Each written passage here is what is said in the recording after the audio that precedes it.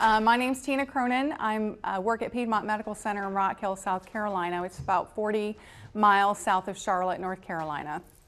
I've been with that facility for about a year and a half. We're 288 beds. We just recently, last March of 2010, joined the REACH program that we learned about earlier today with that telemedicine and bringing stroke to our community there. So I have a good relationship with MUSC. We're one of their farthest out stroke spoke sites.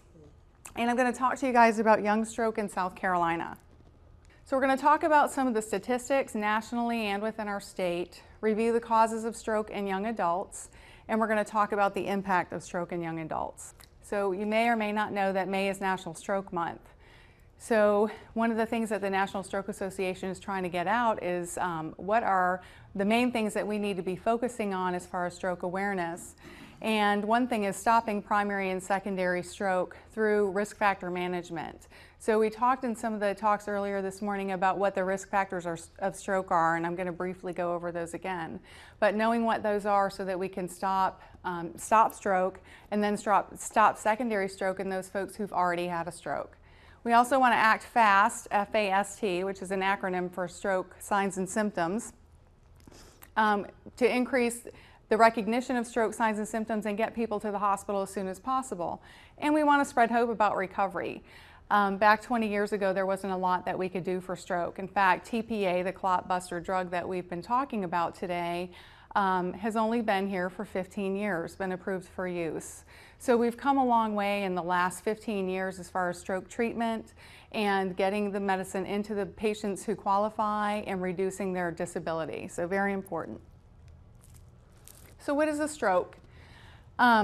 Stroke is a disease that affects the brain. It's a blockage in the arteries of either bleeding or a blood clot, or sometimes a piece of plaque. It's the fourth leading cause of death now in the United States, according to the CDC's new statistics that they brought out in December. So we're now the fourth leading cause of death, and we're behind cancer, heart disease, and lung disease. So those are three big ones that we're all aware of. Stroke is still up there in the top 5. It's the leading cause of long-term disability in adults. So when you think about all the different kinds of injuries that people suffer, stroke is the leading cause of disability in our country. About 19,000 South Carolinians died from stroke or cardiovascular disease. Cardiovascular disease and stroke kind of go hand in hand, and that was in 2007 statistics. It's the third leading cause of death in South Carolina, and about 2,460 deaths in 2007. So you can see we're a little bit behind on our statistics, so we're not really sure where we are today, but we do know that we do still have a large death rate, a high death rate in South Carolina. And we know that African Americans in South Carolina are 40% more likely to die from stroke than their counterparts. So we have a huge role to play in getting the word out about stroke and reining in those disparities that we see in our healthcare system. And certainly where I live in Rock Hill, we have a big disparity there. We have a 14% unemployment rate right now, so a very high unemployment rate. We have a lot of folks who are waiting to come to the hospital because they don't have health insurance, and often they're waiting until it's too late. So lots of work to do in our state. South Carolina has the 8th highest stroke death rate in the nation, and those are 2006 statistics. I read something this morning that we're now up to the 5th. So we don't want to win the race to first place, right? We want to go the other direction. We are located in the stroke belt, so we talked a little bit about that earlier today.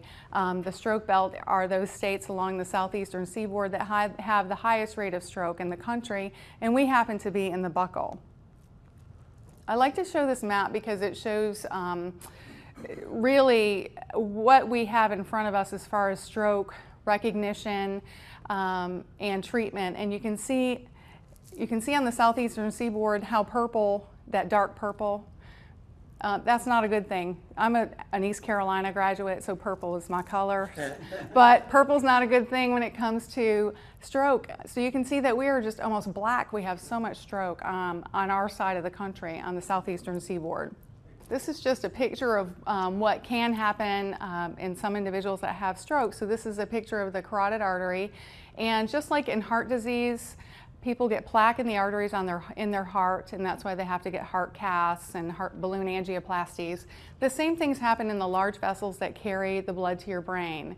And the brain gets more blood flow than any other organ. About 20% of our blood flow goes to our brain. It's very important that our brain works so that we can do all the things that we do. So when you have a major artery that feeds the brain that gets clogged with plaque and then gets a blood clot formed on there that, you know, blocks that flow, we see a lot of disability from that. So I like to show this picture just so people kind of understand what that means. There are different kinds of stroke. Ischemic stroke accounts for about 87% of the cases, and that's what we've mainly been talking about today. Ischemic stroke is when you have a blockage of blood flow, either by a blood clot or a piece of plaque that I talked about, a blockage of blood flow, and then it causes cell death, which is called ischemia. And we see that most often. Those are the most common kinds that we see. However, we do see a lot of hemorrhagic stroke, which is bleeding stroke. Lots of hemorrhagic stroke in South Carolina related to, most of the time, related to high blood pressure. So we have a lot of high blood pressure in our state. It's one of the things the state is working on, is high blood pressure. So we see that a lot. And what happens is, in your skull, your brain takes up 100% of the space. So anytime you have extra fluid in there, extra a brain tumor, anything in there, there's nowhere for that to go, so it pushes down, and then that can cause death. So very high death rate with hemorrhagic stroke, with bleeding strokes. This is just a picture of what I showed you, so you can see the plaque for the ischemic stroke, the plaque that builds up, or a blood clot that blocks the flow.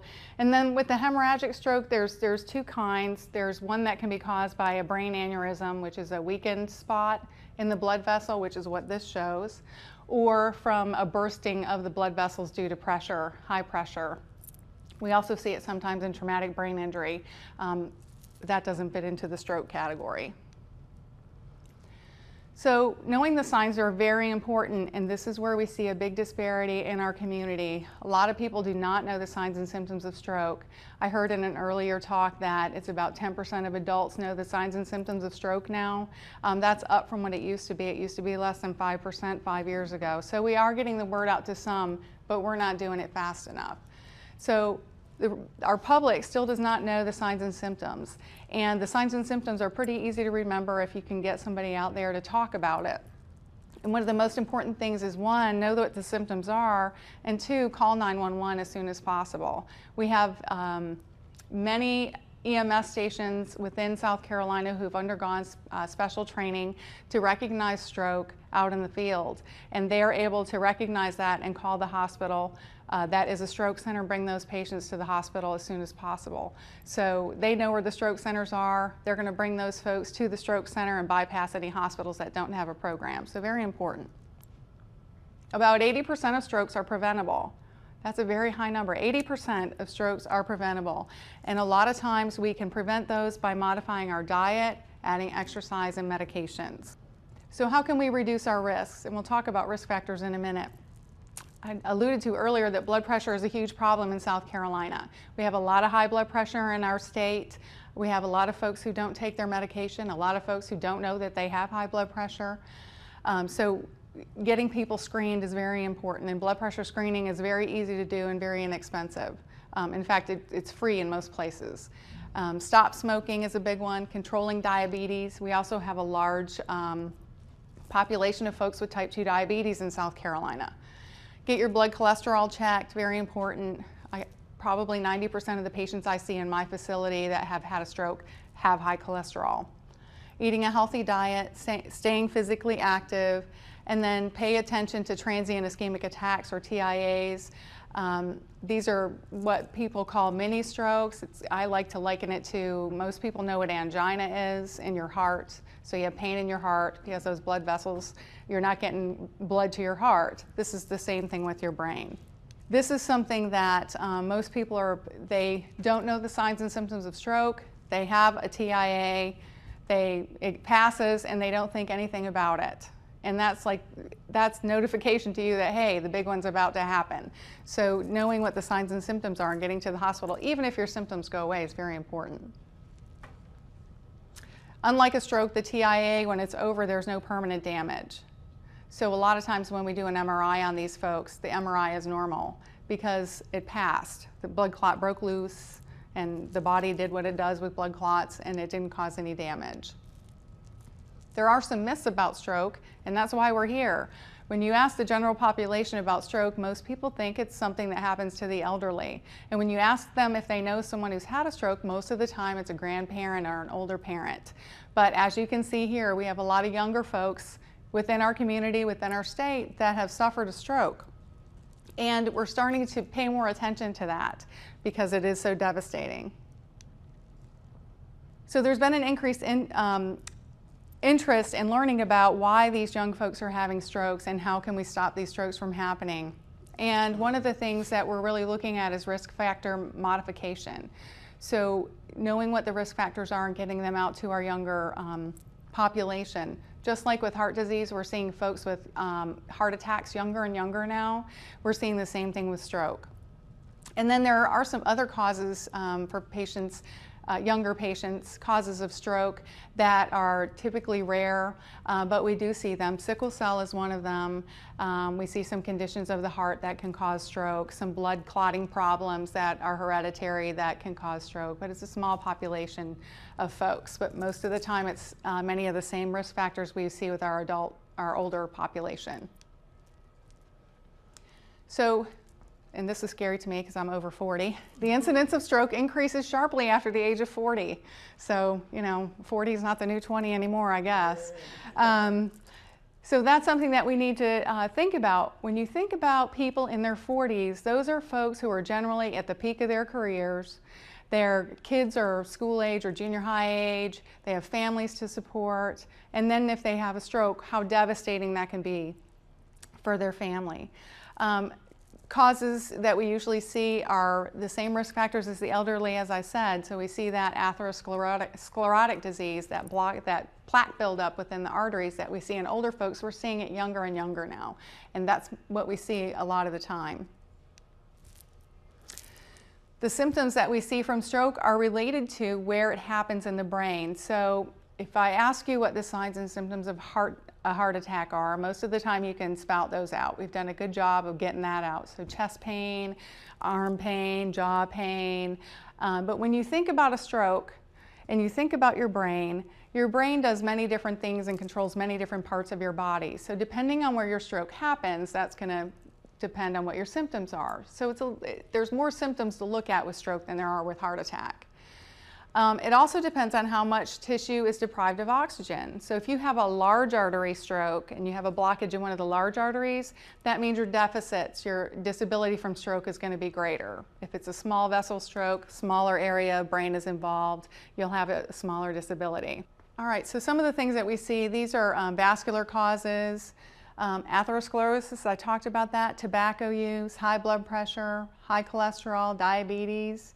Radiation therapy, so think about our folks who have cancer who are getting radiation therapy, they're at risk for stroke. A dissection, so when we say dissection, we're usually thinking carotid dissection. We see that sometimes with people, we see it in sports injuries, we see it sometimes in folks who get their neck manipulated by the chiropractor, we've seen it in folks who get massage, so not very common, but it happens. We see strokes with trauma. So those are usually vascular causes. Cardiac causes or heart causes can be things like atrial fibrillation, which is that irregular heart rhythm that we see typically in our elderly. However, they have all these energy drinks out and these supplements now, and we have actually seen 2 individuals at our facility that have had a stroke because they went into atrial fibrillation taking these supplements and energy drinks. So, So just be aware that too much caffeine can be harmful and all these other stimulants you put in your system.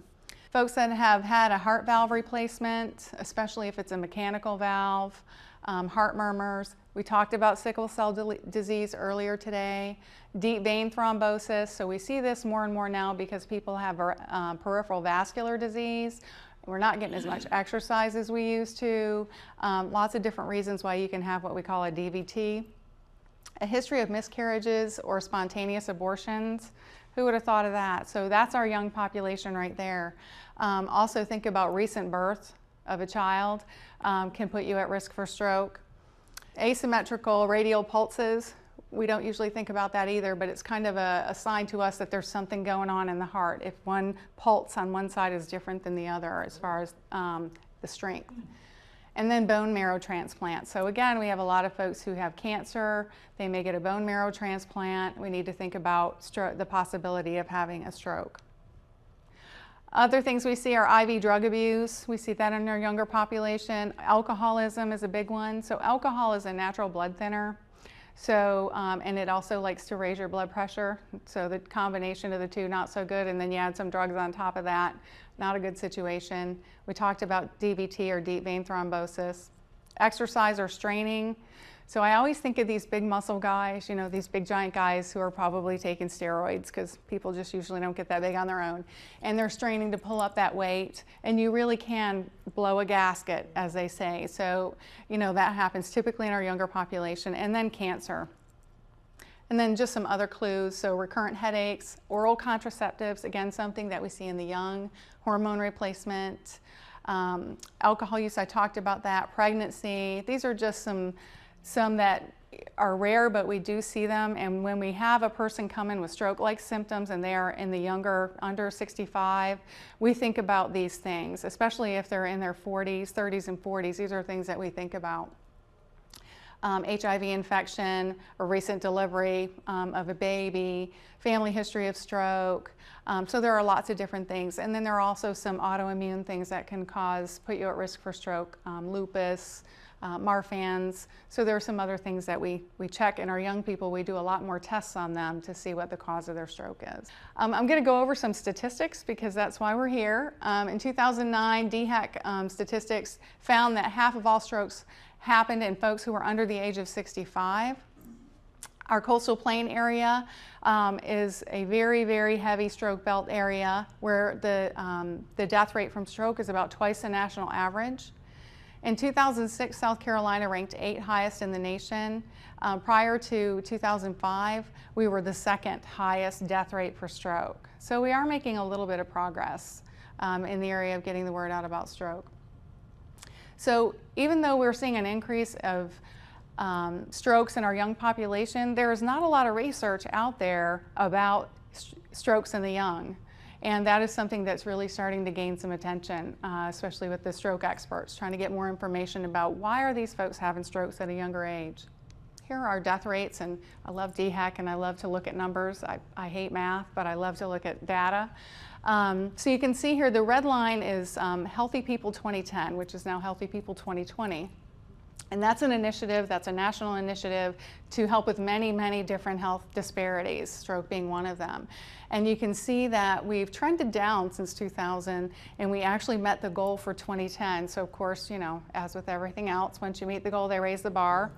So we have new things that we're working on now to decrease stroke, but we've done a good job about bringing the number down.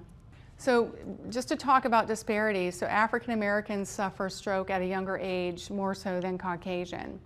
And they have worse outcomes than Caucasians. And again, what we see with our African American population is more high blood pressure strokes. And when you have those strokes from high blood pressure, those are typically the strokes that involve hemorrhagic strokes or bleeding strokes. And those have more disability. The lifetime cost of stroke in 2006 was $1.9 billion. When you think about, and that's just not medical costs, but when you think about a young person having a stroke, for instance, they talked about that attorney that had a stroke, you know, he's in the peak of his career, so now he has a stroke and he can't be an attorney anymore. That's a big change in your income, your lifestyle, so earnings are a big piece of that too. So what we see is the racial disparities in stroke result in a significant economic consequence, particularly among the young patients. So think about our young people now, how many of them are working but don't carry insurance? And then we live in a state that right now does not have a good program for folks that are disabled with stroke. So in my institution, if someone comes in and they don't have insurance, and we have this probably once or twice a month, a young person comes in with a stroke, and they have a disability, they, because they don't have any insurance, they don't have anywhere to go.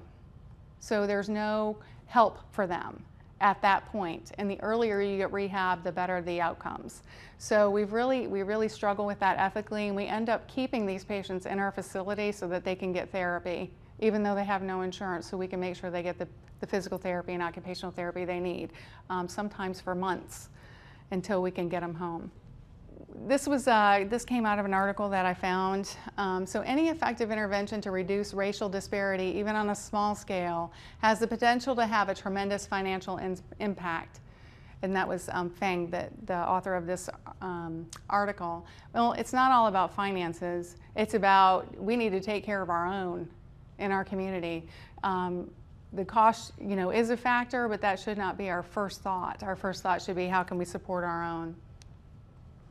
These are I pulled York County, this is off the DHEC website. So you can actually, go on the DHEC website, it's scdhec.org, and you can type in York County, and it will pull up your top 10 causes of death, and it'll give you some statistics about blood pressure and cholesterol, so we're gonna look at those. So this is my county. York County is actually one of the top 10 healthiest counties in the state. Well, that doesn't mean anything. And you can see here that for us, cerebrovascular disease is stroke, and that is number 1. Number 5. Number 1 is cancer. To me, that's concerning. But so stroke is still up there in the top 5, even for one of the top 10 healthiest counties in the state. So if you look at this just kind of gives you a breakdown of the population and the age groups for York County, so just for York County. And you can see we have a significant population of folks between the ages of 18 and 64. It breaks down ethnicity, so we're about 22% black or other, and then 78% white, and then male and female, we're neck and neck.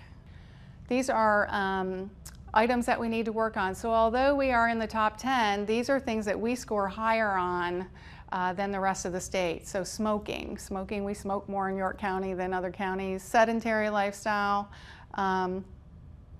we don't do so well. Overweight, 52%, high cholesterol, 45%. So high cholesterol, we have more high cholesterol in York County. And somebody asked me in another talk I did earlier this week, gosh, you would think since we're one of the healthiest counties, how come we have such high cholesterol? Well, we live near a big city, and there's a lot of folks that run back and forth to Charlotte to work, and Rock Hill's pretty big too.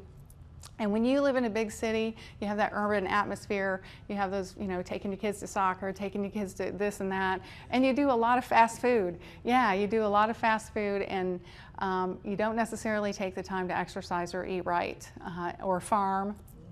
So that's my take on it, is that we live too fast, we don't relax. And then less than 5 a day. That less than 5 a day is that your intake of fruits and vegetables. And nationally, we are struggling with this. So you can see that we don't eat our fruits and vegetables because we're eating fast food. That's my opinion, but I think that's it. This is our stroke rate here. So you can see the prevalence, 1.9% compared to the state, which is 3.2. You can see our death rate, age-adjusted death rates. So it compares your total to the total of the state. So 53% of the state. Remember, we said that about 50% of our folks in South Carolina are under the age of 65 have stroke. So we're at 42.6%. Diabetes, we have a huge diabetes problem. I'm going to show you some slides in a minute with some maps of what diabetes looks like in our country. But you can pull all these statistics from the DHEC site on your county. I wasn't sure who was going to be represented here, so I just pulled my own. So we do have a very high prevalence of high blood pressure, about 28%, and compared to the state, which is 33%. So we're still up there. And I pulled this one up. This is a sidebar because this was my question. So cancer is the biggest killer in York County, and colorectal cancer is the top cancer. Again, that's all related to diet. So that's just a sidebar for me. I know, you gotta eat more vegetables and fruit. So about 74 million people in the United States have high blood pressure. And this increases your risk for heart disease and it should be stroke. Researchers estimate that high blood pressure will cost about $76 billion in direct and indirect costs in 2010. So that's a lot of money for high blood pressure. That's just high blood pressure. We're going to talk a little bit about blood pressure because blood pressure is a big issue in South Carolina. We have a lot of high blood pressure, and because we have a lot of high blood pressure, we have a high rate of stroke and heart disease, but we also have a high rate of kidney disease related to blood pressure. And so the normal range for blood pressure now is less than 120 for that top number and less than 80 for that bottom number, and that's a change from 10 years ago. Used to be if you were below 140, you were good to go, but they're starting to treat it sooner now because of the effects. People with high blood pressure have 3 to 4 times the risk of developing heart disease than those without high blood pressure. 1 out of every 3 adults in South Carolina has high blood pressure. 30% of heart disease deaths each year are due to high blood pressure. And then left untreated, you could have stroke, heart attack, heart failure, and kidney failure, and we see a lot of that in South Carolina. If your blood pressure, one of the things that we can do is look at our blood pressure. So if your blood pressure is not high now, you want to do prevention first. One of my pet peeves about this country, and I live here and I love it, and I was in the Air Force and, you know, served my country, but we're very reactive in healthcare rather than proactive. And one of the things that we, as folks going out there to spread the word about stroke, is teaching prevention, because prevention would keep people out of having strokes and keep people out of the hospital and keep people well. So becoming more proactive in our health care. So again, talking about a healthy weight, eating less salt, salt's a big one, eating more fruits and vegetables, being physically active, and not smoking. And you know, South Carolina has the 2nd lowest smoking tax in the country. So that's why we still have a lot of smokers here. Cigarettes are cheap here. And I have a lot of folks that will buy their cigarettes before they'll buy their blood pressure medicine that only costs $4. So because our cigarettes are cheap, you know, those are the choices they're making. Slow down on the salt shaker. So we use a lot of salt too. Salt pork, salt in our canned goods, that, you know, we add it when it's already in there. So because we have so much salt in our processed foods, that leads to high blood pressure and leads to premature death or premature heart disease or stroke. And the CDC, Centers for Disease Control, recommends about 23 milligrams per day. However, I tell my folks less than 2 grams per day.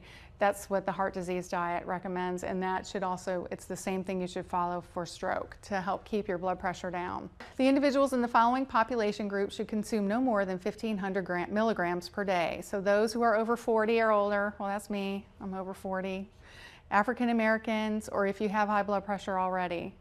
So again, these are our working people that, you know, go, and don't take time to eat right or exercise. Cholesterol is the next big one. We have lots of high cholesterol in South Carolina. It increases your risk for heart disease. We already know that. But lowering your cholesterol results in a 2-fold reduction in heart disease risk. And heart disease and stroke go hand in hand. High cholesterol contributes to about 4,000 deaths from heart disease in South Carolina every year. And about 41% of South Carolinians, adults, has high cholesterol. When you have high cholesterol, it doesn't have symptoms, so you usually don't have it until you get your blood checked. And the symptoms when you do have them are generally a heart attack or angina or a stroke. Many people don't know that their cholesterol is too high. It's a real simple blood test. In fact, I think they sell an over-the-counter one now. It's probably expensive, and I don't know how accurate it is, but it is, I just got mine done, and it was $180 at my general practitioner to get a cholesterol check. Most health fairs will do it for about 20 bucks, so go to the health fair. Things you can do to prevent high cholesterol are exercising, eating a healthy diet, and quitting smoking. So just a question to you is, what is a healthy cholesterol? What's a good cholesterol? 200. Anything under 200 is good. And more than 50 is a good. Good. There we go. So that's what I hear. Everyone says that. And yes, that is good. However, I have had people come into the hospital and get their cholesterol checked, and their total cholesterol is 165. But their LDL, the bad cholesterol, is 105 or 110. We like it to be below 100. And your good cholesterol, we want that to be 60 milligrams per deciliter or higher, and then your triglycerides under 150. And the American Heart Association's website has all this information. Excellent resource for anything that deals with heart disease or stroke. Here are some death rates by race. So you can see that our African American population, although we're trending down in all of them, we still have some work to do in getting out there. And I got to go to a program a couple years ago, and this is really huge for our female African American population. We're seeing that there's more in that population that have high blood pressure that don't know they have high blood pressure. And just getting them checked and getting them on something to reduce their blood pressure. This is our stroke mortality when you look at race and age. So you can see that even in every single region, which are usually clumps of several counties, we have a higher African American death rate than the Caucasian folks. So lots of work to do out in our communities. So be thinking about how can I reach those folks out there? That's something that we're always trying to think of. So these are our regions right here. So you can look at your region, find your region and what number it is, and then see where you are in your state or in your group of counties. Diabetes, we're going to talk about diabetes because we have a large population of folks with diabetes. About 9.6% in South Carolina of our population has diabetes. 300 to 350,000 people in South Carolina live with diabetes. It affects more women than men. It's higher in the non-white population than in the white population.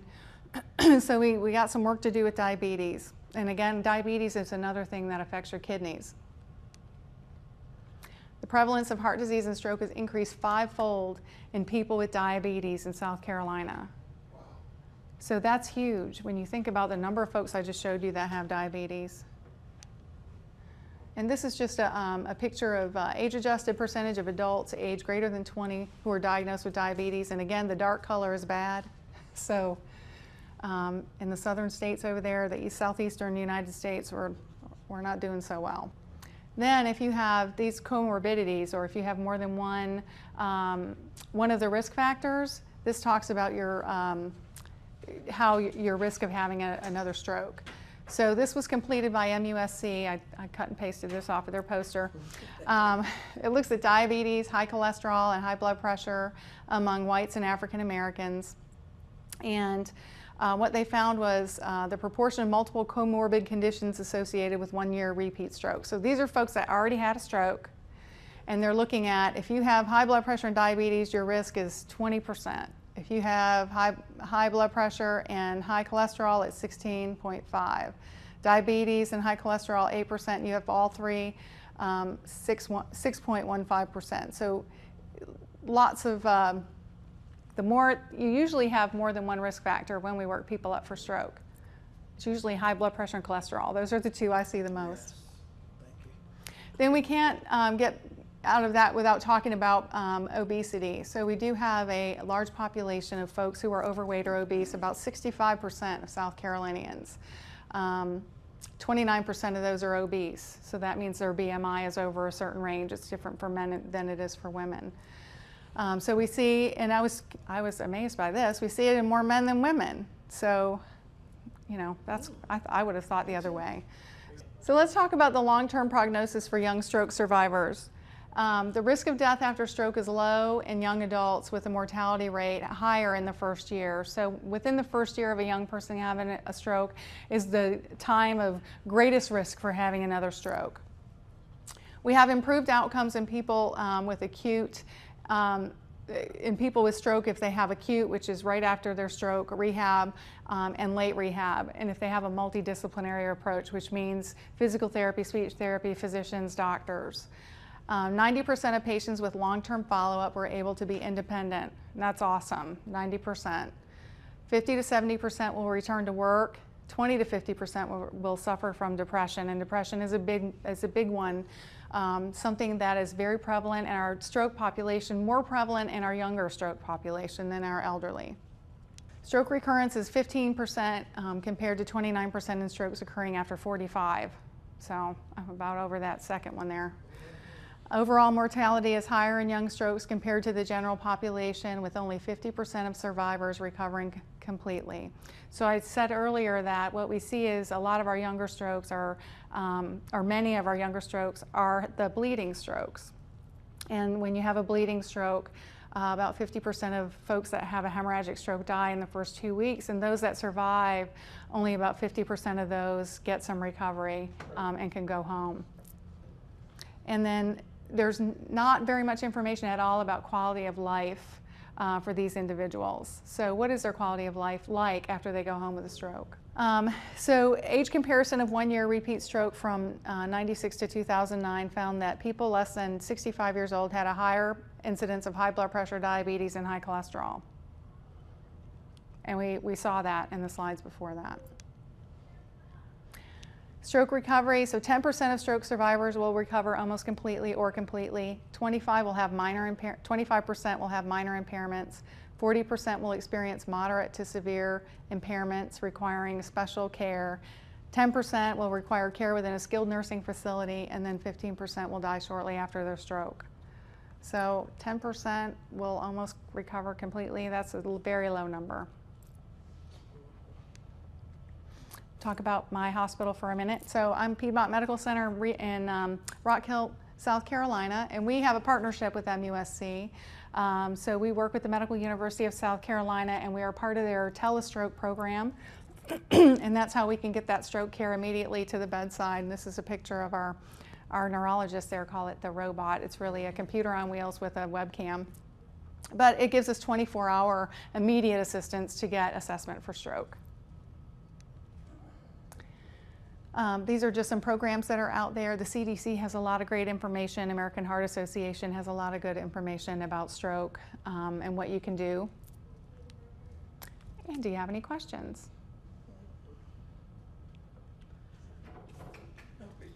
All right, thank you. Thank you.